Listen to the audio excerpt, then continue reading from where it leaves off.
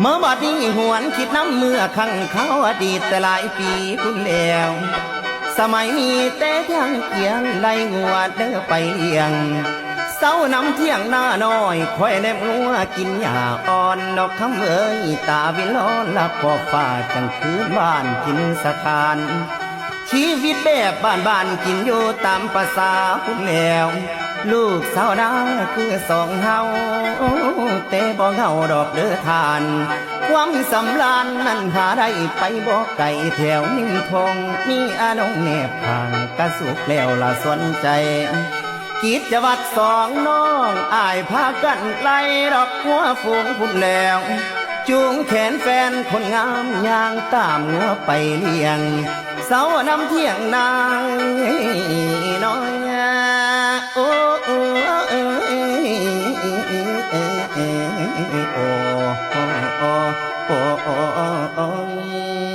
โอ้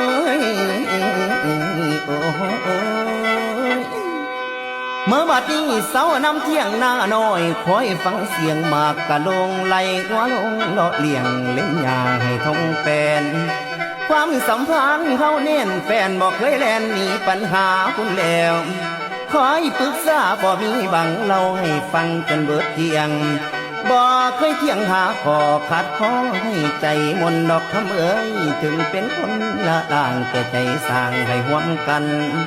บ่มีแนวกีดกันขวางทั้งหักให้มัวมองถ้าแต่หวังสิกินดองส่งสองเสริมกินศีลคือฟ้าดินนั้นมาแกงปีนั้นฝนตกเขียวตกซ้ำน้ำท่วมทงนางอันนี้แฟนพี่เอ้ยหลงดำนาก็บ่ได้มันไหลท่วมทงกุลาคือลิขิตจากป่ามาพาอ่อนให้จอนไก่เดละนาไปทำงานในเมืองหลวงเสียงดวงตามคำพอให้อ้ายรออยู่ทั้งบ้านไปบ่นานสัญญาไว้ว่าสิ